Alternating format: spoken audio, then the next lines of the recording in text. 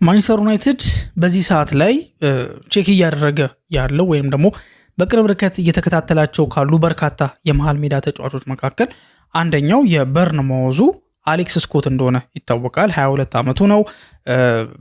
ከዚህ ተጫዋች ጋር ማንቸስተር ዩናይትድ ስሙ ሲያያዝ ለመጀመሪያ ጊዜ አይደለም። የሚፈለግበትም ሚና ወይ ደግሞ የሚፈለግበትም ቦታ ደግሞ ለየት ባለ መንገድ ነው። ምናልባት እና ኤሌት አንደርሰን በሚፈለጉበት ቦታና ልክ አይደለም እየተፈለገ የሚገኘው ወይ ደግሞ በነ ቹዋሜኒ ሲፈለጉበት በነበረው አይነት አይደለም። ኤሌት አንደርሰን እንደሚታወቀው ማንቸስተር ሲቲን ተቀላቅሏል እና በእንደዛ አይነት ልክ ሳይሆን በሌላ ወይ ነበር ሲፈለግ የነበረው። አንዳንዶች እንደሚሉት ከሆነ ከኮቢ ሜኑ ጋር እንዲፎካከሩ በሚል ነው ይመጣል እየተባለ ያለው። ሌሎች እንደሚሉት ከሆነ ደግሞ ከኮቢ ሜኑ ጋር መጫወት የሚችል ተጫዋች ነው የሚሉ ሀሳቦች የተነሱ ይገኛሉ። ታዲያ አሁን በወጣው መረጃ መሰረት ደግሞ ዩናይትድ ፍላጎቱን ጠንከር አድርጎ እየገፋበት እንደሆነ ዴሊ ሜል አስነብቧል ማለት ነው። ሶ ከዛ ጋር ተያይዞ አሌክስ ስኮት ማንቸስተር ዩናይትድ ቢፈርም ወይ ደግሞ ዩናይትድ አሌክስ ስኮትን ቢያገኝ 2 እና 3 ተጫዋቾችን እንደማስፈረም ነው የሚሉ ሀሳቦች ናቸው እየተነሱ ያሉት። ለምንድን ነው እንደዛ እየተባለ ያለው የሚለውን ነገር በዚህ ፕሮግራም ላይ ለማየት እንሞክራለን። ሁለተኛው ርዕሳችን ደግሞ የሚሆነው አማድ ዲያሎ ከአሞሪም ጋር መልሶ ሊገናኝ ነው ወይ የሚሉ ጥያቄዎችም እየተነሱ ይገኛሉ። ምክንያቱም ኤሲ ሚላን የአማድ ዲያሎ ዋነኛ ፈላጊ ሆኖ ብቅ ብሏል። በአጠቃላይ ስለ አማድ ጉዳይ ፋብሪዚዮ ሮማኖ በዩቲዩብ ገጹ ላይ ሀሳቦችን ሲያነሳ ነበር። ስለዚህ ምን አለ፣ ከምን አንጻር ነው ከአሞሪም ጋር ሊገናኙ ነው እየተባለ ያለው የሚለውን ነገር ለማንሳት እንሞክራለን። ሶስተኛውና የመጨረሻው ጉዳያችን የሚሆነው ደግሞ እንደሚታወቀው ዩናይትድ የሞሮኮዊውን የ18 ዓመት ወጣት ተጫዋች አዩብ ቦዋዲ ፈላጊ እንደሆነ ይታወቃል። ታዲያ ዩናይትድ ብቻ አይደለም ፈላጊው፣ እና አርሰናል፣ ሊቨርፑል፣ ፒኤስጂ፣ ሌሎች በርካታ ቲሞችም እየፈለጉት ይገኛሉና የአዩብ ቦዋዲ ባለቤት የሆነው ሊል ደግሞ ቦዋዲን ማስፈረም የሚፈልግ የትኛውም ክለብ ሊስማማ የሚገባው የሆነ ቅድመ ሁኔታ አለ። ያ ቅድመ ሁኔታ ምንድን ነው? ለማንቸስተር ዩናይትድስ ይህ ቅድመ ሁኔታ የሚጠቅመው ነው ወይስ ከዚህ ዝውውር መውጣት አለበት የሚለውን ነገር በዚህ ፕሮግራም ላይ ለማየት እንሞክራለን። ከእናንተ የሚጠበቀው እስከ ፕሮግራማችን መጨረሻ ድረስ አብራችሁን መቆየት ነው። ለዚህ ቻናል አዲስ ከሆናችሁ ሰብስክራይብ ያደረጋችሁ ቤተሰብ መሆናችሁ እንዳትረሱ። አዲስ ከሆናችሁና ሰብስክራይብ ካደረጋችሁ ደግሞ ሼር እያደረጋችሁ ላይክ እያደረጋችሁ ኮሜንት ላይ ሀሳባችሁን እየጻፋችሁ ብዙ ቦታ እንድንደርስ እንድታደርጉ እንጠይቃችኋለን። መልካም ቆይታ እንተመኙ። ወደ መጀመሪያው ርዕሳችን በምንሄድበት ሰዓት ላይ ማንቸስተር ዩናይትድ በርካታ የመሃል ሜዳ ተጫዋቾችን እየፈለገ እንደሆነ ይታወቃል። ግን ደግሞ ጠንከር ያለ ፍላጎት ያለበትና በተወሰነ መንገድ የሆነ አይነት ሰብስታንስ ያለው መረጃ የሚያመጡ ወይ ደግሞ ተደጋግሞ የሰማ ነው ከበፊት ጀምሮ ይሄ ነገር ሲደጋገም የመጣበት ዜናዎችን ነው ከዚህ በፊትም እንዳልኳችሁ እያነሳን በዛ ጉዳይ ላይ አናሊሲስ የምንሰራው ማለት ነውና ከነዛ ተጫዋቾች መካከል ደግሞ አሌክስ ስኮት አንዱ እንደሆነ ይታወቃል። ማንቸስተር ዩናይትድ የዚህ ልጅ ፈላጊ ነው። በዚህ ሰዓት የሚድፊልዱ ገበያ በጣም የተወደደበትን አጋጣሚ ነው የተመለከትነው አይደለ? ሁሉም ተጫዋች በሚባል ደረጃ 80 እየተባለ ያለበት መንገድ ነው ያለው። አሌክስ ስኮትን በምን ያህል ነው የሚሸጡት የሚለውን ነገር ስንመለከት ሞሮፍ ከነ ማቴዎስ ፈርናንዴዝ ያነሰ ሊሆን እንደሚችል እየተገመተ ነው የሚገኘው ወይ ደግሞ እየተነገረ ነው የሚገኘው። ዴሊ ሜል ይዞት በወጣው መረጃ መሰረትም ደግሞ ዩናይትድ ፍላጎቱ ጨምሯል የሚል ሀሳቦች አሉ። እነ ፋብሪዚዮ ሮማኖም ከዚህ በፊት ዩናይትድ የልጁ ፈላጊ እንደሆኑ እየተከታተሉ እንደሆነ አንዳንድ ኮንታክቶችንም እንዳደረጉ ዘግበዋል። ከዛ ውጭ ግን አሁን ደግሞ በቅርብ በወጣው መረጃ መሰረት ደግሞ ዴሊ ሜል እንደተናገሩት ፍላጎቱ የማንቸስተር ዩናይትድ ጨምሯል የሚል ሀሳብ ተነስቷል። በእርግጥ ያሉት የሚድፊልድ ኦፕሽኖች በማንቸስተር ዩናይትድ በኩል እየጠበቡ ከመምጣታቸው የተነሳ እንደዚህ አይነት ዜናዎች ቢወጡ እውነትነት የሚኖራቸው ወይ ደግሞ እውነት የሚሆንበት እድል ሰፋ ያለ እንደሆነ ይታወቃል። ምክንያቱም ፈላጊው ለምሳሌ ኤሌት አንደርሰን የማንቸስተር ሲቲ ንብረት ለመሆን ችለዋል። ነቶናሊ 100 እና እንደዛ እየተጠየቀባቸው ያለበት አጋጣሚ አለ። ጊማሬሽም ደግሞ እንደዛው በውድ ዋጋ እየተጠሩበት ነው ያለው። የቹዋሜኒ ጉዳይ ላይ ማድሪድ መሸጥ ይፈልጋሉ የሚለው አንድ ጥያቄ ሆኖ ሳለ የልጁ የደሞዝ ዲማንድ ደግሞ ምን ያህል ይሆናል ከነ ቦነሱ ምናምን የሚሉት ነገሮች አጠቃላይ ነገሮችን ውስብስብ አድርጎታልና ሌሎች አማራጮችንም ቼክ ማድረጉ ያው የሚጠበቅ ነገር ነው ብዬ አስባለሁ። ታዲያ ማንቸስተር ዩናይትድ 2 ዓመት ኮንትራት የቀረውን አሌክስ ስኮትን የፈለገበት ምክንያት አንደኛ የኮንትራት ኮንዲሽኑን ስትመለከቱት 2 ዓመት ነው የሚቀረው። በርንማውዞች ደግሞ በተቻለ አቅም ላይክ ኮንትራት ለማራዘም ነው ጥረት እያደረጉ የሚገኙት። ምክንያቱም 2 ዓመት ቀረው ማለት ቀጣይ ዓመት ከተቀመጠ ወይ ደግሞ ቀጣይ ዓመት እነሱ ጋር የሚቆይ ከሆነ ከዛ በኋላ 1 ዓመት ብቻ ነው የሚቀረው። 1 ዓመት ኮንትራት ለቀረው ተጫዋች ደግሞ ዋጋ ትልቅ ገንዘብ የሚያወጣ ክለብ የለም። ስለዚህ ዋጋው ይቀንሳል። ሶ አይዘር አሁን ነው መሸጥ ያለባቸው ቢያንስ 2 ዓመት ኮንትራት እያለው፣ ካልሆነ ግን የበርንማውዞች ግን ዋና ሀሳብ የሆነው ወይ ደግሞ መጀመሪያ የሚፈልጉት ነገር ግን ተብሎ እየተዘገበ የሚገኘው ነገር ምንድን ነው? አሁን ኮንትራት መስጠት ነው የሚፈልጉት። ለአሌክስ ስኮት ኮንትራት መስጠት ነው የሚፈልጉት። አዲሱ አሰልጣኝ ማርኮ ሮዛም ደግሞ የልጁ ዋነኛ አድናቂ ናቸው። የቲሙ ዋና ተጫዋች እንደሆነም ያስባሉ። ስለዚህ ኮንትራት መስጠት፣ ከዛ በኋላ ኮንትራቱን ካራዘመ በኋላ የውል ማፍረሻ ማካተት እዛ ውስጥ ሀሳብ አላቸው። በቃ ኮንዲሽኑን ከጨመሩት ደግሞ በደንብ አድርጎ በተሻለ ገንዘብ መሸጥ ይችላሉ። አሁን ላይ ግን ያሉበት ሁኔታ እንዳልኳችሁ 2 ዓመት ኮንትራት ብቻ ነው የቀረው። ልጁ 5 ዓመት ኮንትራት ነበር ፈርሞ የነበረው፣ 3ቱን ዓመት አገልግሏል ወይም ደግሞ 3ቱን ዓመት ጨርሷል እና 2 ዓመት ብቻ ነው የሚቀረው። በዛ ኮንዲሽን ላይ ሆነው መሸጥ አይፈልጉም። ስለዚህ ሀሳባቸው እንደዛ ነው አሁን ባለበት ሁኔታ ላይ። ታዲያ ይህ ልጅ እንዲፈለግ ያደረገበት ሪዝን ምንድን ነው የሚለውን ነገር ስንመለከት እድሜው 22 ነው። በእርግጥ አሁን ኦገስት ላይ 23 ዓመት ይሆነዋል፣ ግን ደግሞ አሁን 22 ዓመቱ ላይ ነው ያለው። በፕሪሚየር ሊግ ታዲያ የ3 ዓመት ልምድ አለው። እንደሚታወቀው በአካዳሚ ደረጃ ያሳለፈው በሳውዝሃምፕተን እና በበርንማውዝ አካዳሚ ነበር አሳልፎ የነበረው። ከዛ በኋላ ብሪስቶል ተጫውቶ እንደነበርና ተመልክተናል። ከዛ ውጭ ደግሞ 2023-24 የውድድር ዘመን ላይ ወደ በርንማውዝ ዝውውር አድርጎ ነበር ወይ ደግሞ ወደ በርንማውዝ ተዘዋውሮ ከ2023-24 የውድድር ዘመን ጀምሮ ለበርንማውዝ መጫወት ጀምሯል ማለት ነው። ታዲያ ከዛ ጊዜ ጀምሮ ያለውን ከቆጠራችሁት 3 ሲዝኖችን በፕሪሚየር ሊግ ላይ ማሳለፍ ችሏል። 2023-24 ገና በመጣበት ሰዓት ላይ 23 ያክል የፕሪሚየር ሊግ ጨዋታዎችን ነበር ማድረግ የቻለው። 1017 ደቂቃዎች ያክል እድል ሰጥቶታል። 1 ጎልና 1 አሲስት በማስመዝገብ ነው 2023-24 የውድድር ዘመን የጨረሰው ማለት ነው። 2024-25 የውድድር ዘመን ላይ ደግሞ 20 የፕሪሚየር ሊግ ጨዋታዎችን ተጫውቶ ነበረ። 751 ደቂቃዎችን ሜዳ ላይ ቆይተዋል። ምንም አይነት ጎልም ሆነ አሲስት ማስመዝገብ አልቻለም ማለት ነው። የሁለቱም የ2023-24ም 24-25ም የውድድር ዘመን የተሻለ ጊዜ ያሳለፈው በ2025-26 የውድድር ዘመን። ሁለቱ ሲዝኖች ጀስት ፕሪሚየር ሊጉን የሚላመድበት አንዳንድ እንቅስቃሴዎችን የሚያደርግበት ምናምን ነው የነበረው። ከዛ በኋላ ያለው ግን ማለትም 2025-26 አሁን የጨረስነው ሲዝን ላይ በደንብ ሻይን ያደረገበትን አጋጣሚ ነው የተመለከትነው። ከ38 የበርንማውዝ የፕሪሚየር ሊግ ጨዋታዎች 37ቱን አድርጓል። 2859 ደቂቃዎችን በሜዳ ላይ ያሳልፏል። 3 ጎልና 1 አሲስት ያስመዘገበበትን ሁኔታ ነው የተመለከትነውና ሞር በጣም አሪፍ የሚባል ሲዝን ያሳለፈው በዚህኛው ዓመት ላይ ነው። ግን ለ3 ዓመት ያክል ግን በፕሪሚየር ሊግ ቆይቷል። ስለዚህ ምንም እንኳን እድሜው 22 ቢሆንም ወይ ደግሞ ሌትስ ሴይ ኦገስት ላይ 23 ለሚሞላው 23 ዓመቱ ቢሆንም የፕሪሚየር ሊግ ልምድ ያለው ተጫዋች ነው።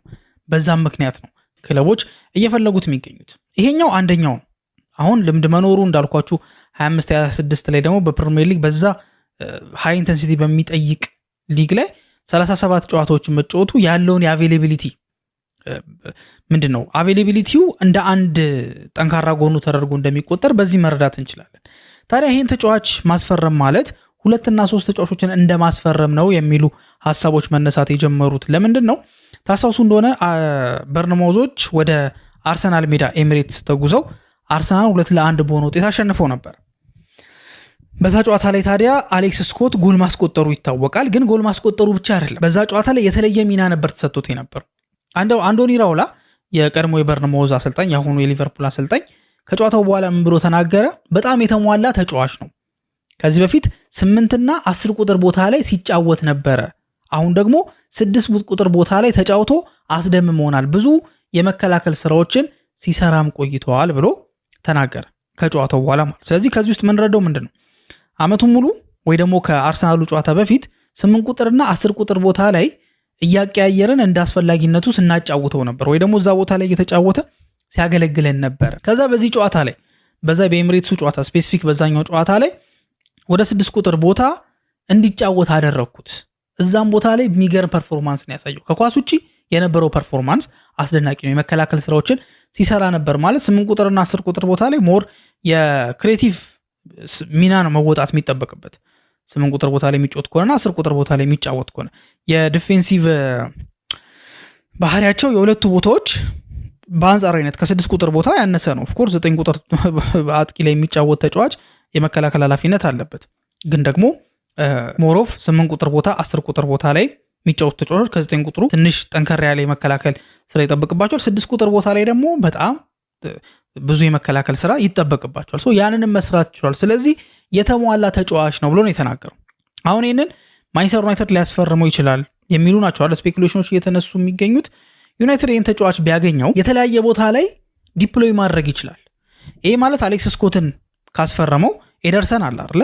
ስለዚህ ኤደርሰንም እንደዚሁም ደግሞ አሌክስ ስኮትም ሜኑም በአንድ ቲም ውስጥ ሊጫወቱ ይችላሉ በአንድ ቦታ። ለምን አሌክስ ስኮት ኢራውላ እንዳለው ነው 8 ቁጥርና 10 ቁጥር ቦታ ላይ ነበር ሲጫወት የነበረው። አሁን ደግሞ 6 ቁጥር ቦታ ላይ ተጫውቶ የበለጠ አስደምሞናል ብሎ ተናግሯል። ስለዚህ የክሬቲቭ ቦት ሚና ይወጣል ማለትም የማጥቃት ቦታ ላይ 8 ቁጥር ቦታና 10 ቁጥር ቦታ ላይ መጫወት ይችላል። ከዛ በኋላ ደግሞ ወደ 6 ቁጥር ቦታም ደግሞ ተመልሶ መጫወት ይችላል። ስለዚህ እነዚህን ሚናዎች ማካተት ማለት ቀላል ነገር አይደለም። የሁለት የሶስት ተጫዋቾችን ሚና መወጣት ይችላል ማለት ነው። ዩናይትድ 3 የመሃል ሜዳ ተጫዋቾችን ማስፈረም አሁን ችግር ውስጥ ገብቷል። ኡጋርቴ መጎዳቱን ተከትሎ ይህ ልጅ አገኘው ማለት 8 ቁጥር ቦታ ላይ መጫወት የሚችል ሲጫወትም የቆየ፣ 10 ቁጥር ቦታ ላይ መጫወት የሚችል ሲጫወት የቆየ፣ 6 ቁጥር ቦታ ላይ መጫወት የሚችል ሲጫወት የቆየ ተጫዋች ያገኛል ማለት ነው። ይሄ ደግሞ በጣም ትልቅ አድቫንቴጅ ነው ለማንቸስተር ዩናይትድ። ስለዚህ እነዚህ ሚናዎች መወጣት የሚችል ተጫዋች ስለሆነ በተለያየ ቦታ ላይ ስለሚሆን ይህን ተጫዋች ማስፈረም ማለት የሆነ አይነት ጥንካሬ ወይ ደግሞ የሆነ አይነት ስትሬንግዝ ዩናይትድ ላይ መጨመር እንደሆነ ይታሰባል ማለት ነው። ከምንም በላይ ይሄ ሜዳ ውስጥ ያለው ችሎታው ነው ምናምን። ከዛ ውጭ ግን ከምንም በላይ ይሄ ልጅ ለትልቅ ደረጃ ላይ ያበቀው ይችላል ተብሎ እየታሰበለት የሚገኘው ከሜዳ ውጭ ያለው ባህሪ፣ ልጁ ከሜዳ ውጭ ያለው ባህሪ በጣም የሚገርም እንደሆነ ብዙዎች ይመሰክሩለታል። በብሪስቶል ሲቲ በነበረበት ሰዓት ላይ የብሪስቶል ሲቲ ቴክኒካል ዳይሬክተር የሆነው ብራያን ቲኒዮን ከሜዳዎች ስላለው ባህሪ በከፍተኛ ደረጃ ነው የመሰከርለት። እኛ ጋር መጥቶ በርነሞዝ ጋር እስኪሄድ ድረስ ምንም አይነት ችግር አልተፈጠረም። በ25 ሚሊዮን ፓውንድ ነበር ከብሪስቶል ሲቲ ወደ በርነሞዝ የተዘዋወረውና በዝውውሩ ወቅትም በጣም የሚገርም ፕሮፌሽናሊዝም ነበር ሲያሳይ የነበረው። ከዛ በፊትም እስከሚወጣ ድረስ ከሜዳ ውጭ ያለው ባህሪ በጣም የሚያስደንቅ ነው ብሎ ከሜዳ ውጭ ያለውን ባህሪ መስክሮለታል። እንደዚሁም ደግሞ የእንግሊዝ ብሔራዊ ቡድን የወጣት ቡድኑ አሰልጣኝ የሆነው ኢያን ፎስተርም ደግሞ ዳይመንድ የሆነ ልጅ ነው ብሎ ነበር እንዲያውም የመሰከረለት ከሜዳ ውጭ ያለውን ባህሪ ሲጠቅሱ ማለት ነው። ያው ዲሲፕሊኑ ላይክ የምንድን ነው የትሬኒንግ ባህሪው ራሱ የሚጠብቅበት መንገድ ምናምን ቅድም ብያቸዋለሁ። አቬይላቢሊቲ ትልቅ ወሳኝነት አለው። 37 ጊዜ ለበርንሞዝ ተጫውቷል በጨረስነው ሲዝን ላይ እና እሱ ነገር እንዳለ ሆኖ ግን ደግሞ ከባህሪም አንጻር ግን እንደዚህ አይነት የሚገርም ባህሪ ያለው ተጫዋች እንደሆነ ቀድሞ ከሱ ጋር ሲሰሩ የነበሩ ሰዎች መስክረውለታል ማለት ነው። ስለዚህ ይሄ ልጅ ሜዳ ውስጥ የተለያዩ ቦታዎች ላይ በመጫወት ለማንቸስተር ዩናይትድ ጥቅም መስጠት ይችላል። ከሜዳ ውጭ ያለውን ባህሪ ደግሞ ለመልበሻ ክፍሉ መንፈስ እንደዚሁም ደግሞ ረጅም ርቀት እንዲጓዝም ይረዳዋልና ዩናይትድ ይህን ተጫዋች የሚያገኝ ከሆነ እነዚህን ጥቅሞች ሊያገኝ እንደሚችል አንዳንድ ሀሳቦች እየተነሱ ይገኛሉ ማለት ነው። ወደ ሁለተኛው ርዕሳችን ስንሄድ ደግሞ አማድ ዲያሎ ከአሞሪም ጋር ሊገናኝ የሚችልበት ፖሲቢሊቲ እየተነገረ ነበር ሰሞኑን። የአሞሪሙ ኤሲ ሚላን ተጫዋቾችን እያስፈረመ ነው የሚገኘው። የመጀመሪያው ፈራሚ ጎንካሎ ራሞስ እንደሆነ ይታወቃል። አሞሪም ኤሲ ሚላን አሰልጣኝ ከሆነ በኋላ ጎንካሎ ራሞስ ከፒኤስጂ በቋሚ ዝውውር ወደ ኤሲ ሚላን ያደረገው ዝውውር የሩበን አሞሪም የመጀመሪያ ዝውውር ነው። ታዲያ ይሄ የመጀመሪያው ዝውውር ነው እንጂ በዚህ ያበቃል ማለት አይደለም። ሌሎች ተጫዋቾችም ይኖራሉ፣ ሌሎች ፈራሚዎችም ይኖራሉ። ታዲያ ብዙ ጊዜ አሰልጣኞች እንደሚያደርጉት በፊት አብረዋቸው ከሰሯቸው ተጫዋቾች ፖሲብል ከሆነ የሆኑ ተጫዋቾችን ለማምጣት ይሞክራሉ። ለምሳሌ የቼልሲው አሰልጣኝ አዲሱ አሰልጣኝ ቻቢ አሎንሶ ከግራኒት ዣካ ጋር አሁንም አንድ ላይ ለመስራት ፍላጎት እንዳለውና እንዲሁም ቼልሲ የመጀመሪያ ዝውውር አቅርቦ ነበር 8 ሚሊዮን ፓውንድ ለሰንደርላንድ ወዲያ ውድቅ ተደረገ እንጂ ፍላጎት ይኖራቸዋል ከቀድሞ ተጫዋቾቻቸው ጋር ሪዩኒየን ለማድረግ ተመልሶ ለመገናኘት እና አዲስ ስራ አብረው ለመስራት ፍላጎት ይኖራቸዋልና ሩበን አሞሪምም ይሄ ፍላጎት አለው። አማድ ዲያሎን ወደ ኤሲ ሚላን ማምጣት ይፈልጋል የሚሉ መረጃዎች እየወጡ ይገኛሉ። ታዲያ በዚህ ጉዳይ ላይ ፋብሪዚዮ ሮማኖ ሐሳቡን ሰጥቶበታል። ግን ይሄ ጉዳይ ግን እየተነሳ የሚገኝበት ምክንያት ለምን መሰላችሁ? ሩበን አሞሪም በነበረበት ሰዓት ላይ ማንቸስተር ዩናይትድ በቆየበት ጊዜ ከአንድ ዓመት በላይ ቆይቶ ወደ 14 ወር አካባቢ አይደል የቆየው። በእነዚህ ጊዜያቶች ውስጥ ቤስት ተጫዋቾቹ ነበሩ ወይ ደግሞ ቤስት የነበሩ ተጫዋቾች ነበሩት። በዛው ልክም ደግሞ በሱ ሲስተም ውስጥ የጠፉ፣ በሱ ሲስተም ውስጥ የተደበቁ፣ በሱ ሲስተም ውስጥ ያልተሳካላቸውና ተጠባባቂ ወንበር ላይ አመቱን ያሳለፉም ደግሞ ተጫዋቾች ነበሩ። በሱ ሲዝን ወይ ደግሞ እሱ በነበረበት ሰዓት ላይ በጣም ሻይን ካደረጉ ተጫዋቾች መካከል በዊንግ ባክነት ሲጠቀመው የነበረው አማድ ዲያሎ ይጠቀሳል። አማድ ዲያሎ ታዲያ ከሩበን አሞሪም ጋር አስደናቂ የሆነ ጊዜ ነበር አሳልፎ የነበረው። ጥሩ ጥሩ ፐርፎርማንሶችን ነበር ሲያሳይ የነበረው። ያንን ፐርፎርማንስ ግን ሩበን አሞሪም ከወጣ በኋላ ሩበን አሞሪም ወጥቶ ልክ ማይክል ካሪክ ከመጣ በኋላ ያንን ፐርፎርማንስ መድገም አልቻለም።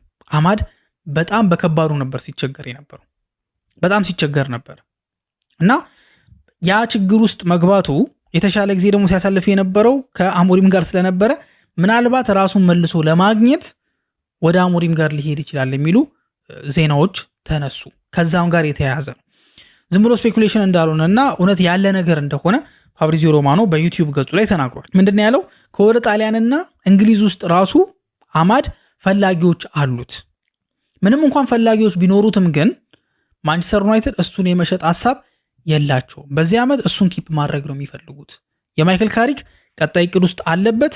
ማንቸስተር ዩናይትድም ከዚህ ተጫዋች ጋር መለያየት አይፈልግም ብሎ ነበር የተናገረው እና አማድ ዲያሎ ከአሞሪም ጋር ሊገናኝ የሚችልበት አንዳንድ ፖሲቢሊቲዎች እንዳሉ እየተዘገበ ነበረ። ያ ዘገባ ማንቸስተር ዩናይትድ ጋር የሌለ ነገር ነው ማለት ወደ ማንቸስተር ዩናይትድ ያ ዝውውር ወይ ደግሞ ያ ፍላጎት፣ በእርግጥ ኮንክሪት የሆነ ነገር እኮ የለም፣ ግን ያ ፍላጎት መጠጋቱ የሆነ ኮምፕሊትሊ ውሸት ነው አላለም ፋብሪዚዮ።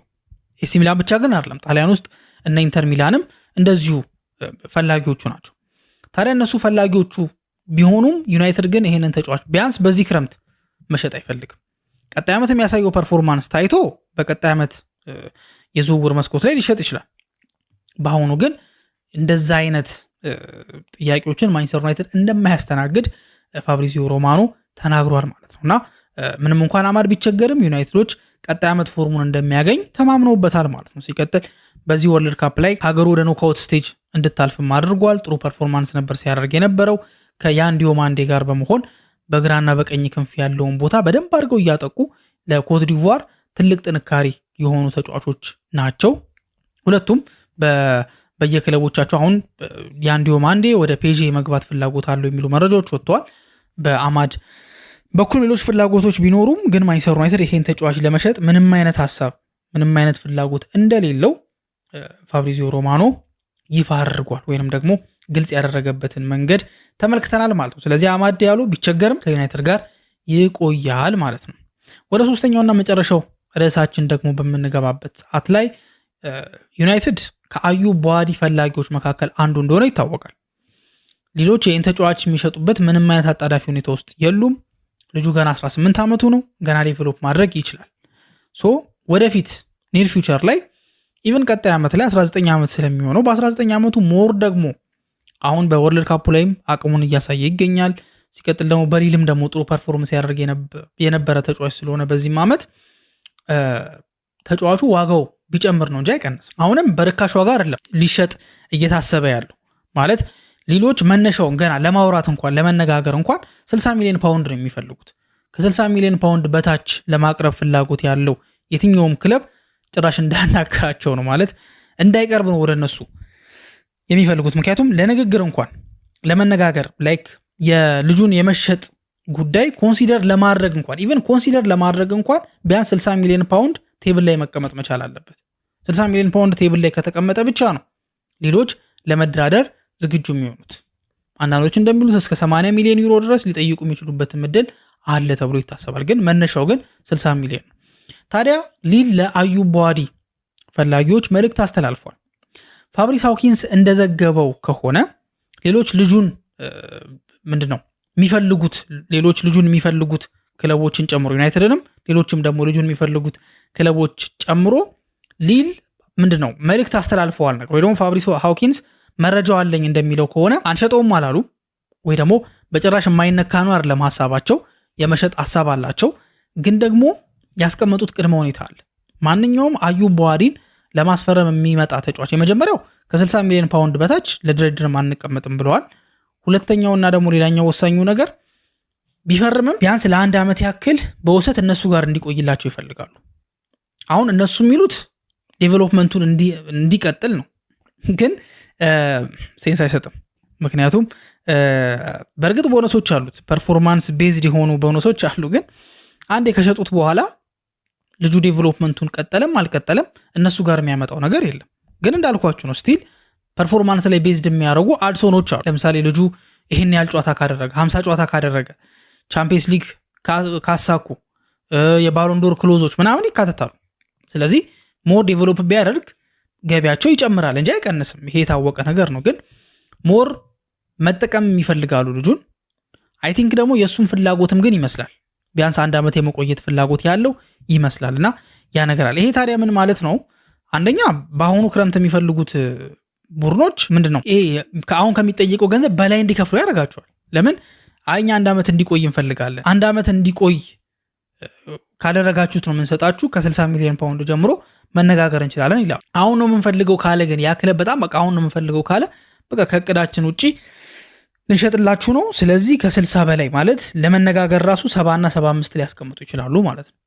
ስለዚህ በአሁኑ ክረምት በተለይ የመሃል ሜዳ ተጫዋች የሚፈልግ ቡድን ከአዩብ ቡዋዲ ዝውውር ገለል እንዲል የሚያደርግ አይነት ሀሳብ ነው ተብሎ ይታሰባል። ለምሳሌ ፒኤስጂዎች መሃል ሜዳ ተጫዋች የማስፈረም ፍላጎት የላቸውም በዚህ ሰዓት ላይ፣ ግን አስፈርመውት ለቀጣይ ዓመት ግን ሊጠቀሙት ይችላሉ። ሌሎችም ክለቦች ይፈልጉታልና ለአሁን ለሚፈልጉት ግን ፋብሪስ ሃውኪንስ እንደሚለው ከሆነ ሌሎች ቢያንስ ለ1 ዓመት የውሰት ውል ልጁ እንዲቆይ ይፈልጋሉ የሚል ሀሳብ። ማንቸስተር ዩናይትድ ኡራጓይ ከስፔን ጋር ያደረጉትን ጨዋታ ኦፍኮርስ የራሳቸው ተጫዋችም ስላለ ይመለከቱት ነበረ። በዛም ምክንያት ብቻ ግን አይደለም። ከዚህ በፊት በወጡ መረጃዎች መሰረትም ዩናይትድ የኡራጓዩን የግራ ፉልባክ ተጫዋች የሆነውን የማክሲ አራውሆ ፈላጊ እንደሆነ ይታወቃልና ማክሲ አራውሆን ለማየት የማንቸስተር ዩናይትድ ሰዎች ሰው ልከዋል ወደዛ ማለት ወደ ወርልድ ካፕ ሄደው ዩራጓይ የምታደርጋቸውን ጨዋታዎች እየተመለከቱ ነበር፣ ወይ ደግሞ እንዲመለከቱ ትዕዛዝ ተሰጥቶት ነበረ የሚል መረጃዎች ወጥተው ነበርና ዩናይትድ ሰዎች እዛ ሄደው ስካውት እያደረጉ እንደነበረ መረጃዎች ወጥተዋል። ታዲያ አዲሱን ወይ ደግሞ በክረምት ሊያስፈርሙት ያሰቡትን ተጫዋች ሞኒተር በሚያደርጉበት ሰዓት ላይ፣ በሚቆጣጠሩበት ሰዓት ላይ፣ በሚያዩበት ሰዓት ላይ አንድ የራሳቸው ተጫዋች የሆነ በክረምቱ የዝውውር መስኮት ላይ በጣም ወሳኝ የሆነ ሚናን የሚጫወት አንድ ተጫዋች አይናቸው እያየ ለመጎዳት ይችላል። ያም ተጫዋች ማኑኤል ኡጋርቴ ነው። ማክሲ አራውሆን ነበር እየተመለከቱት የነበረው ማንቸስተር ዩናይትዶች። ቢካዝ ከስፖርቲንግ ሊዝበን ጋር አንዳንድ ኮሚኒኬሽኖችን ጀምረዋል። ጥያቄዎችን የአራውሆን ወኪል ቼክ ለማድረግ ሞክረዋል። በዛ ቦታ ላይ ዩናይትድ ብቻውን አይደለም የልጁ ፈላጊ ሆኖ የመጣው፣ ማርክ ኩኩሬያን ያጣው የቻቪ አሎንሶ ቼልሲም ደግሞ እንደዚሁ ፈላጊ ሆኖ የመጣበት አጋጣሚ አለ። እነዚህ ነገሮች በምንመለከትበት ሰዓት ላይ የአራውሆ ጉዳይ በጣም ኮንጀስትድ የሆነ ነው። ብዙ ፈላጊዎች አሉት። ትልቅ የሚባል ፉክክር እንደሚጠብቀው ምንም አይነት ጥያቄ ወይም ደግሞ ጥርጥር የለው። ታዲያ እሱን በሚያዩበት ሰዓት ላይ የዩናይትድ ሰዎች ያልጠበቁት ነገር ተፈጠረ። ስፔን ከኡራጓይ ጋር በነበራት ጨዋታ ላይ ማኑኤል ኡጋርቴ በዲፌንሲቭ ሚድፊልድ ቦታ ላይ በማርሴሎ ቢኤልሳ ተመርጦ እዛ ቲም ውስጥ ሲጫወት ነበረ። ከዛ በኋላ ግን ፔሪ ላይ የሆነ አይነት ታክል ወይም ደግሞ ኳሱን ለማስጣል ጥረት በሚያደርግበት ሰዓት ላይ ተጎዳ። ከዛ በኋላ ጉዳቱ በጣም ባሰ፣ ጠነከረ። በስትሬቸር ከሜዳ ሊወጣ ቻለ። ከዛ በኋላ በሚወጡ መረጃዎች መሰረት አንዳንድ የፉትቦል ሕክምና ወይ ደግሞ ጉዳቶችን አሰስ ከሚያደርጉ ምናምን እንትኖች የምትከታተሉ ከሆነ ይፋ ያደረጉት ላይ የጉዳቱ ምንነት ምናምን ሞር ቴክኒካል ኢሹ ነው። ግን ቆይታው ግን ቢያንስ እስከ 8 ወር ድረስ ሊቆይ የሚችልበት እድል እንዳለ ያው እነዛ ተቋማት እየተናገሩ ያሉበት አጋጣሚ አለ። ዩናይትድ ለምን ያህል ጊዜ ነው የሚርቀው የሚለውን ታይም ፍሬም ወይም ደግሞ የጊዜ ገደቡን ምን ያህል ነው የሚለውን ነገር አላሳወቅም። ኤግዛክት ጊዜውም አይታወቅም።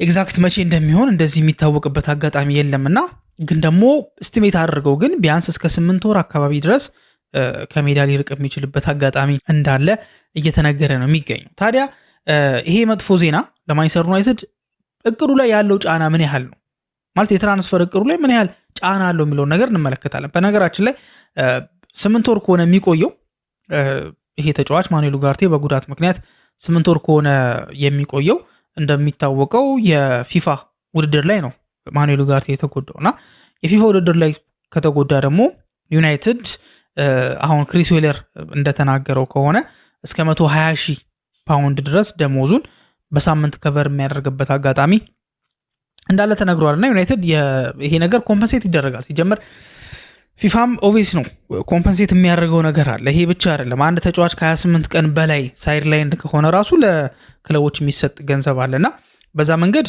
ዩናይትድን ኮምፐንሴት ያደርጉታል። ግን ደግሞ የትራንስፈር እቅዳቸው ላይ ግን ማንቸስተር ዩናይትዶች ላይ ትልቅ ችግር ነው የሚፈጥረው።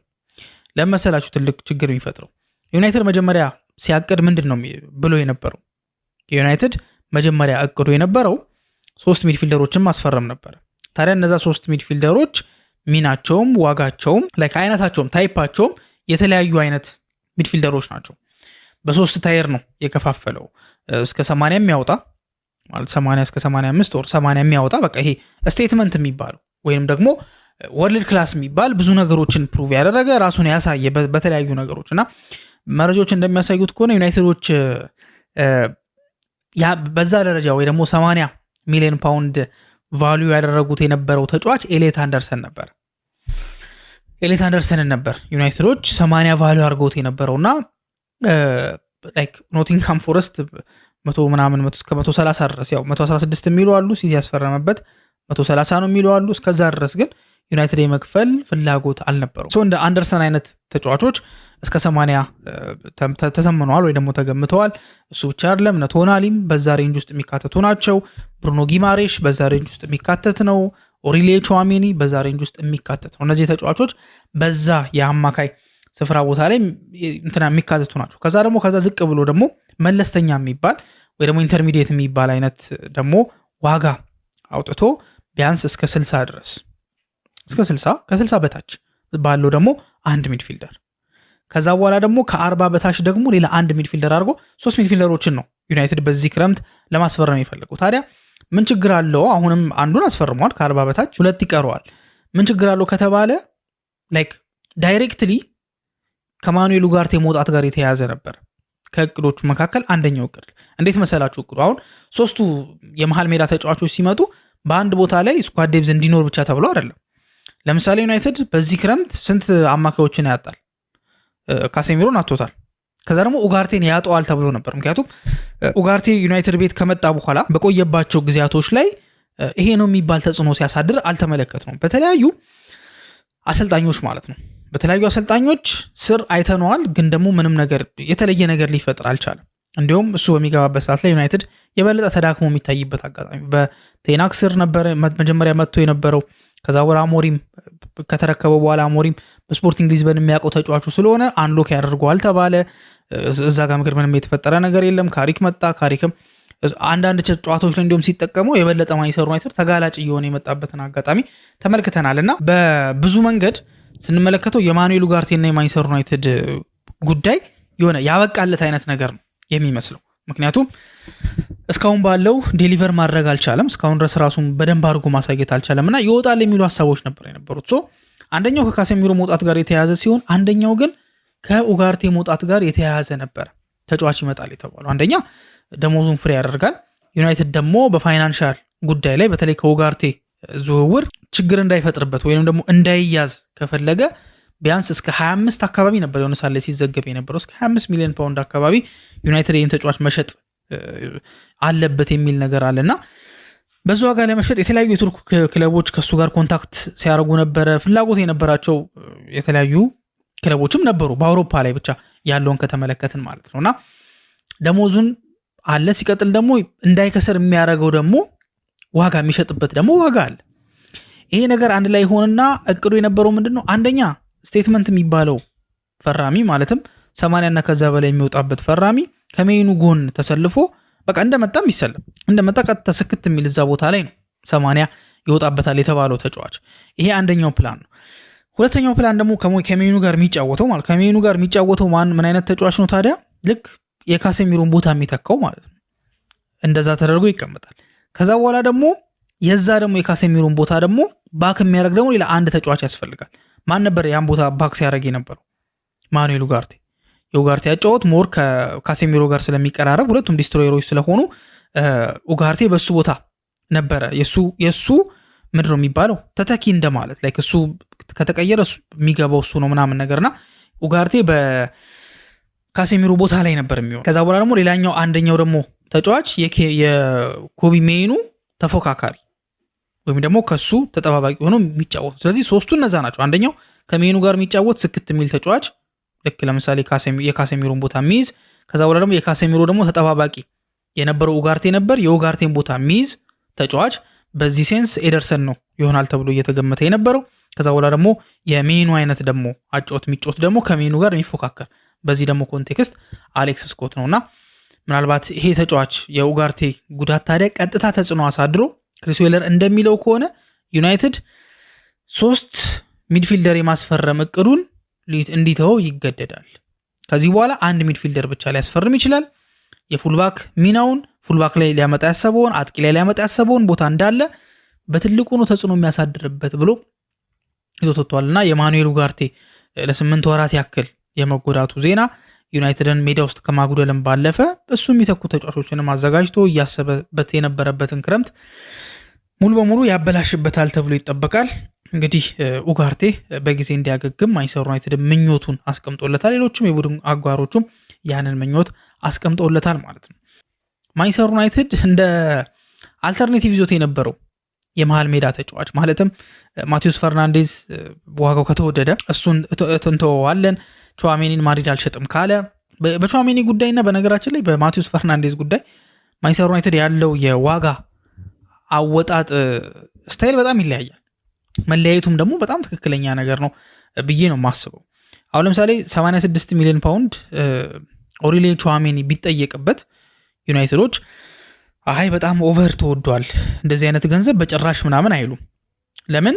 ኦሪሊየን ቹዋሜኒ ስቴትመንት የሆነ ሳይኒንግ መሆን ይችላል። ከሜኑ ጋር ቀጥታ ገብቶ መሰለፍ የሚችል እንግዲህ አስቡት፣ ከልምዱ አንጻር ከ2022 ጀምሮ ለሪያል ማድሪድ ሲጫወት የነበረ ለፈረንሳይ ብሔራዊ ቡድን ሲጫወት የነበረ አጠቃላይ ወደ 300 ያክል ጨዋታዎችን መጫወት የቻለ በጣም ድንቅ አማካይ ነው።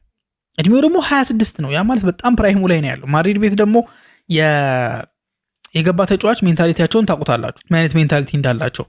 ብዙ ችግሮች አሉት። ማድሪድ መሸጥ ይፈልጋል አይፈልግም፣ ሌላ ፕሮግራም ላይ በሰፊው አውርተንበት የነበረ ጉዳይ ስለሆነ ወደዛ መመለሱ አስፈላጊ ነው ብዬ አላስብም። ኤኒዌይስ ግን እሱ ላይ ሲጠየቅና ማቴዎስ ፈርናንዴዝ ላይ ሲጠየቅ አንድ አይነት አይደለም ምልከታቸው። ብቻ እንደ አማራጭ ይዘውት የነበረውና ዩናይትድ ያነሰ ገንዘብ ያወጣበታል ወይ ደግሞ አንዳንድ መረጃዎችም ሲሉ እንደነበረው እስከ 60 ሚሊዮን ድረስ ብቻ ሊያወጣ የሚችል ተጫዋች ነው ብሎ ያሰበውን ኢላማ አሁን ላይ በወጣ መረጃ መሰረት ያ ክለብ ከ86 ሚሊዮን ፓውንድ በታች ልጁን አልሸጥም ብሎ መናገሩ ተሰምቷል ማለት ነው። ያም ተጫዋች ፌሊክስ ሜቻ ይባላል። 25 ዓመቱ ነው። ከዚህ በፊት በማንቸስተር ሲቲ አካዳሚ ውስጥ ያለፈ ተጫዋች ነው። ማለትም ለእንግሊዝ እግር ኳስ አዲስ አይደለም። በእንግሊዝ እግር ኳስ ስር ያደገ ጀርመናዊ የ25 ዓመት ተጫዋች ነው። ወንድም አለው እንደምታውቁት ሊድስ ዩናይትድ የሚጫወት ሜቻ የሚባል ሌላ ወንድሙ አለና የዚህ ተጫዋች ዩናይትድ ፈላጊ ሆኖ ቀርቧል። ፍላጎቱ ደግሞ ይበልጥ እንደጨመረ የስካይ ጀርመኒ ወይ ደግሞ ስካይ ስፖርት ጀርመኒ ያለው ብራንቹ ይፋ አድርጎታል። ፍላጎታቸው በጣም ጨምሯል። በደንብ እያፈጠኑት ነው የሚገኙት። በደንብ እየጠየቁ ያሉበት አጋጣሚ ነው ያለው ብሎ ስካይ ጀርመኒ ይዞት ወጥቷል። አያይዞም ደግሞ ስካይ ጀርመኒ ክሪስቶፈር ቪቬል ከሜቻ ኤጀንቶች ጋር ንግግር ጀምሯል የሚሉ መረጃዎች እየወጡ ይገኛሉ። ይህንን ስትመለከቱት የዩናይትድ ፍላጎት በፌሊክስ ሜቻ ላይ ያለው ፍላጎት ቀላል እንዳልሆነ ማወቅ ትችላላችሁ። በዚህ ዓለም ዋንጫ ላይም በጣም አስደናቂ የሚባል ግስጋሴ እያደረጉ ካሉ ተጫዋቾች መካከል አንደኛው ነው ፌሊክስ ሜቻ ማለት። ለጀርመን ብሔራዊ ቡድን የሚገርም ግልጋሎት እየሰጠ ነው የሚገኘው። በጣም ወሳኝ የሆኑ ሙቮችን አድርጓል። እስካሁን ድረስ 91% ፓስ ኮምፕሌት ያደረገ ሲሆን 4 ታክልና 6 ዱዌሎችን በአንድ ጨዋታ ማሸነፍ ችሏል። ማለት ግንኙነቶችን ማለት ነው። ከተቃራኒ ቡድን ተጫዋች ጋር ሲገናኝ 4 ጊዜ በታክል እንደዚሁም ደግሞ 6 ዱዌሎችን በጨዋታ በአቬሬጅ በጨዋታ ያስመዘገበበት አጋጣሚ ያለ 3 ሪከቨሪዎችንም ኦልሞስት ወደ 3 ያክል ሪከቨሪዎችንም በአቬሬጅ በጨዋታ ማስመዝገብ የቻለ ነው። 2 የጎል አስተዋጽኦ ማበርከት የቻለ የጀርመን ብሔራዊ ቡድን ወሳኝ ተጫዋች ሆኗል። በተለይ ሚድፊልዱ ላይ ማለት ነውና ከእድሜውም አንጻር ምናምን ያለፈበትን መንገድ ስትመለከቱት ወልፍስበርግ ነበር፣ ከዛ ዶርትመንድ ምናምን ነገር ነውና በሲቲ አካዳሚ ደግሞ ያደገ ነው። ጥሩ ተስፋ ያለው ተጫዋች ነው። ጥሩ የእንግሊዝ እግር ኳስ አዲስ አይደለም ብለን መናገር እንችላለን። ታዲያ ኪከር የተባለው የዜና ምንጭ ይዞት በወጣው መረጃ መሰረት ዶርትመንዶች ከ86 ሚሊዮን ፓውንድ በታች ፌሊክስ ሜቻን መሸጥ አይፈልጉም የሚል ጠንከር ያለ መረጃን ይዞ የወጣበትን አጋጣሚ ተመልክተናል። የዚህ ተጫዋች ውል ማፍረሻ የለውም። በዚህ በ2026 የትራንስፈር ዊንዶ ምንም አይነት የውል ማፍረሻ የለም። ግን ከ2027 ጀምሮ ግን አክቲቬት የሚደረግ የውል ማፍረሻ አለ። 2027 ሲል 69 ሚሊዮን ፓውንድ የውል ማፍረሻ አለው። አንድ ክለብ ቀጥታ 69 ሚሊዮን ፓውንድ ይዞ ሄዶ ልጁን ማስፈረም ይችላል። ከዶርትመንድ ጋር ምንም አይነት ድርድር ሳይፈቃድ ይጠይቃል። ኦፍኮርስ ያሳውቃቸዋል፣ ግን ለድርድር አይቀምጡም። 69 ሚሊዮን ፓውንድ ውል ማፍረሻ አለው። በ2028 ደግሞ ወደ 60 ሚሊዮን ፓውንድ ይቀንሳል ማለት ነው። ስለዚህ በዚህኛው ትራንስፈር ዊንዶ ላይ ምንም አይነት የውል ማፍረሻ የለም። ግን ደግሞ በቀጣይ በሚመጡት ሁለት የትራንስፈር ዊንዶዎች ላይ ወይ ደግሞ የትራንስፈር የዝውውር መስኮቶች ላይ ግን 69 ሚሊዮን ፓውንድ እና 60 ሚሊዮን ፓውንድ ተብሎ ይቀንሳል ማለት ነው። ስለዚህ ማንቸስተር ዩናይትድ እንደሌላ አማራጭ ይዞት የነበረው ማለትም በእርግጠኝነት በማቴዎስ ፈርናንዴዝ ጉዳይ ላይ፣ በቶናሊ ጉዳይ ላይ፣ በአንደርሰን ጉዳይ ላይ፣ በጊማሬሽ ጉዳይ ላይ፣ በቹዋሜኒ ጉዳይ ላይ የማይሳካ ከሆነ ዩናይትድ ባሰበው መንገድ የዝውውር መስኮቱ የማይሄድ ከሆነ ቀጥታ ወደ ፌሊክስ ሜቻ ሊዞር እንደሚችል መረጃዎች እየወጡ ነበር። ግን አሁን ግን ፌሊክስ ሜቻም እንግዲህ 3ኛ 4ኛ ፕላን የነበረው ተጫዋች 86 ሚሊዮን ፓውንድ ነው። እንግዲህ ኪከርን ካመንን ነው የምላችሁ 86 ሚሊዮን ፓውንድ ነው ዋጋው ከተባለ በጣም አስቸጋሪ ነው ብዬ አስባለሁ። በተለይ በዚህ ወርልድ ካፕ ላይ ደግሞ እያሳየ ያለው ፐርፎርማንስ ብዙ ጊዜ የወርልድ ካፕ ሲዝን ላይ የተጫዋቾች ዋጋ በወርልድ ካፑ ምክንያት ከፍ ሊል ይችላል፣ ዝቅ ሊል ይችላል ምናምን። እንዲሁም ፔፕ ጋርዲዮላ አንድ ጊዜ ቀልዶ ነበር አይደለ? ግቫርዲዮል በሜሲ ድሪብል ተደርጎ ነበርና እንዲሁም ሜሲ ውለታ ነው ያለልን የሆነ ያህል ሚሊዮን ፓውንዶችን በዛ ሙቭ ብቻ ቀንሰውልናል ምናምን ብሎ ተናግሮ ነበር። ያው እንደ ቀልድ ነው፣ ግን ኦብቪየስ የሆነው ነገር ግን ወርልድ ካፕ ላይ አንድ ተጫዋች የሚያሳየው ወይም ቶርናመንት ላይ የሚያሳየው ነገር የሚኖረው ዝውውር ሂደት ላይ የሆነ አይነት ፔንዲንግ የሆነ ዝውውር ላይ ደግሞ ኦንጎይንግ የሆነ ትራንስፈር ዲል ላይ ከነበረ ያንን ዲል ከፍም ዝቅም የሚያደርግበት አጋጣሚ አለና ፌሊክስ ሜቻ የተባለው ተጫዋች ደግሞ አሁን በወርልድ ካፕ ላይ አስደናቂ ፐርፎርማንስ እያሳየ ስለሆነ ዋጋው መጨመሩ የሚጠበቅ ነገር ነው። በእርግጥ ሌላ ከታማኝ ምንጮች አሁን ስካይ ጀርመኒ ምንም ያለው ነገር የለም ስለ ገንዘቡ። ኪከር ግን ከ86 በታች የመሸጥ ፍላጎት የላቸውም የሚል ሀሳብ አለ። ኦፍኮርስ አሁን ላይ የሚድፊልድ ገበያው በጣም ዲማንዲንግ ስለሆነ እንደዚህ አይነት ዋጋዎች ቢጠሩ የሚገርም ነው ብዬ አላስብም። ምክንያቱም ጀርመን ብሔራዊ ቡድን የሚያክል ትልቅ ናሽናል ቲም እየወከለ ያለ ተጫዋች ቀርቶ 25 ዓመቱ ላይ ፕራይሙ ላይ ያለ ልምድ ያለው ተጫዋች ቀርቶ ማቴዎስ ፈርናንዴዝ ራሱ እኮ እየተጠየቀበት ያለው 85 ሚሊዮን ፓውንድ ነው። 21 ዓመቱ ነው። የፖርቹጋል የወርልድ ካፕ እንትን ውስጥ የተመረጡት ሰዎች ውስጥ የለም። ልምዱም በጣም አነስተኛ ነው። ይሄ ተጫዋች እንኳን 85 ተጠይቆበታል። ስለዚህ በዚህ ዋጋ ይሸጣሉ ተብሎ መነገሩ ብዙም የሚገርም ነገር ነው ብዬ አላስብም እና የሜቻ ጉዳይ ከማንቸስተር ዩናይትድ ጋር ያለው ይሄንን ይመስላል ማለት ነው። ኦማር ቤራዳ ሰሞኑን በኒውዮርክ በፋይናንሻል ታይምስ ዊኬንድ ፌስቲቫል በሚባል ፕሮግራም ላይ ተገኝቶ ስለ አንዳንድ ነገሮች ቃለመጠይቅ ሰጥቶ ነበርና ቃለመጠይቅ ከሰጠባቸው ጉዳዮች መካከል ደግሞ አንደኛው የሩበን አሞሪም ጉዳይ ነበር። እንደሚታወቀው ነው የእነሱ ምርጫ ነበረ። እነሱ ከመጡ በኋላ ወይ ደግሞ ኢኔዮሶች ከመጡ በኋላ በአሰልጣኝ ጉዳይ ላይ 3 ውሳኔዎችን ያሳለፉት አይደለ? የመጀመሪያው ነገር ኤሪክ ቴን ሃግ እንዲቆይ ያደረጉበት አጋጣሚ ነበረ። ኤፍ ኤ ካፕ በበላበት ሲዝን ላይ ማለት ነው። እነሱ ከመጡ በኋላ እሱ እንዲቆይ ያደረጉበት አንደኛው የአሰልጣኝ ውሳኔ ነው የሚባለው። ከዛ በኋላ ደግሞ እሱ እንዲቆይ አድርገው ነበረ። ከዛ እሱን ካሰናበቱት በኋላ ደግሞ ሩበን አሞሪም ደግሞ ቀጥረውታል። መሀል ላይ ሚድ ሲዝን ላይ ነው የቀጠሩት። ከዛ በኋላ ደግሞ ድጋሚ ደግሞ ማን ነው ማይክል ካሪክ ደግሞ ተቀጥሯልና እነዚህ 3 የማናጀር ውሳኔዎችን አድርገው ነበር። ያው ያሰናበቷቸውን ከቴን ሃግ ጋርም እንደዚሁም ደግሞ ከአሞሪም ጋርም ማካተት ትችላላችሁ። ግን በመቅጠር ጉዳይ ላይ ወይ ደግሞ እንዲቀጥል በማድረግ ምናምን ላይ እነዚህ አይነት ውሳኔዎችን አሳልፈዋልና ሙሉ ውሳኔ የወሰኑበት አጋጣሚ የመጀመሪያው የሩበን አሞሪም ጉዳይ ነው።